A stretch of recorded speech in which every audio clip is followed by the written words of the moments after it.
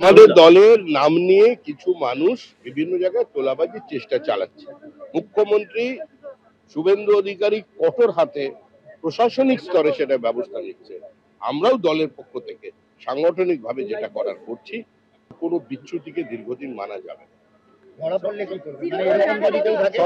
সরকারের নীতি এ ব্যাপারে জিরো টলারেন্স। আরো 15 দিনের সময় দেখছি আমরা, তারপরে যেটা হবে বুঝতে। এই তোলাবাজি নিয়ে কড়া বার্তা দিয়েছেন রাজ্যের পরিবহন মন্ত্রী অর্জুন সিংও। তিনি স্পষ্ট জানিয়ে দিয়েছেন তোলাবাজি করলেই দল থেকে বের করে দেওয়া হবে। যারা তোলাবাজি করছেন দলের ক্ষতি করছেন, তোলাবাজি করলে দল থেকে তাদের বহিষ্কার করতে হবে।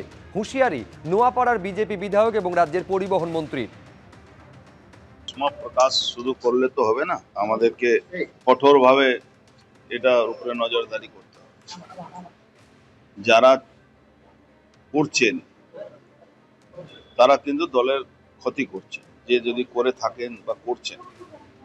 তা আমি মনে করি দল নিজে স্ট্যান্ড নেওয়া উচিত। এই ধরনের লোককে ইমিডিয়েট তাকে দল থেকে বহিষ্কার করা উচিত। তোলাবাজি বন্ধে হুঁশিয়ারি দিয়েছেন জগদ্দলের বিজেপি বিধায়ক। আমাদের দলে ৪ঠা মের পর অনেক লোক ঢুকে পড়েছে। তোলাবাজি, জবরদখল, সাট্টার ঠেক চালানোর ঘটনা ঘটেছে।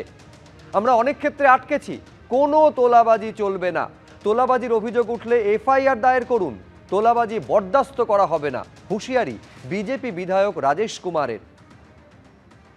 আমাদের পার্টির মধ্যে অনেক লোক 4 তারিখের পরে নতুন বিজেপি হয়ে যারা ঢুকে গেছে, অনেক লোক হয়তো এই ধরনের চেষ্টা করতে পারে কি যত ক্রিমিনাল অ্যাক্টিভিটি या যত ধরনের জিনিস যার বিরুদ্ধে মানুষ ভোট দিয়েছে, যেমন আপনি মনে করুন যে লোটো আছে, সট্টা আছে, আপনাদের পুকুর ভরাট আছে, মদ আছে, আর এইসব যে জিনিসটা আছে, মানে এখানে যেমন স্যান্ড একটাই থাকে, কোনো মার্কেটকে কবজা করা, তোলাবাজি হওয়া, এই জিনিসটাও প্রচেষ্টা হয়তো কিছু কিছু জায়গায় লোক করেছে, ওটা আমরা আটকেছি। তাও যদি আবার কোনো কমপ্লেন্ট আসে তার সম্বন্ধে আমাদেরকে ডাইরেক্টলি জানাতে হবে, আমরা এর উপরে পুরো অ্যাকশন নেব।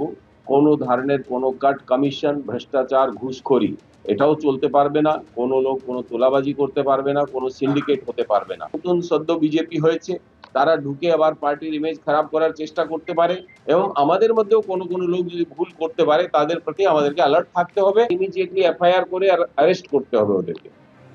পরের খবরে আসবো। বেআইনিভাবে রক্ত পাচারের অভিযোগে হাজরার পিপলস ব্লাড ব্যাংকে বন্ধ সমস্ত পরিষেবা। রক্তদান শিবির থেকে রক্ত সংগ্রহ সমস্ত পরিষেবা বন্ধ থাকবে।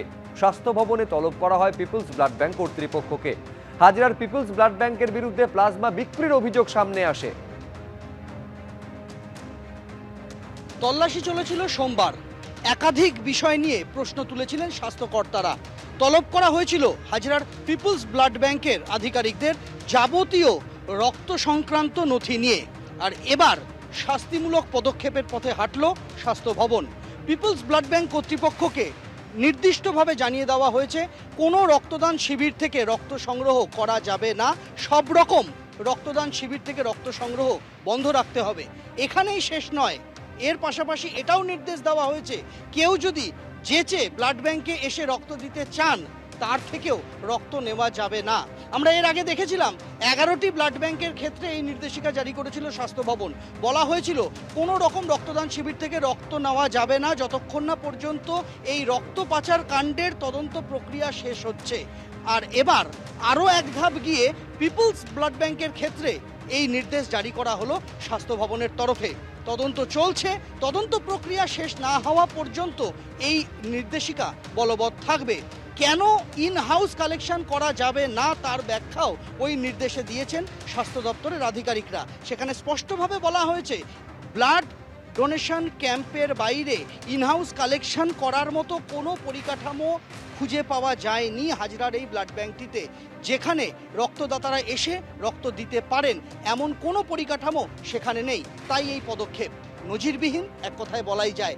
এর আগে হেলথ পয়েন্ট ব্লাড ব্যাংকের ক্ষেত্রে গোটা ব্লাড ব্যাংকের লাইসেন্স বাতিল করা হয়েছিল। এবার লাইসেন্স বাতিলের পথে এখনও সরকার না হাঁটলেও যে শাস্তিমূলক ব্যবস্থা নেওয়া হলো তার জেরে হাজরার এই বেসরকারি ব্লাড ব্যাংকের দৈনন্দিন কাজকর্ম কার্যত তালা পড়ে গেল তা বলাই যায়।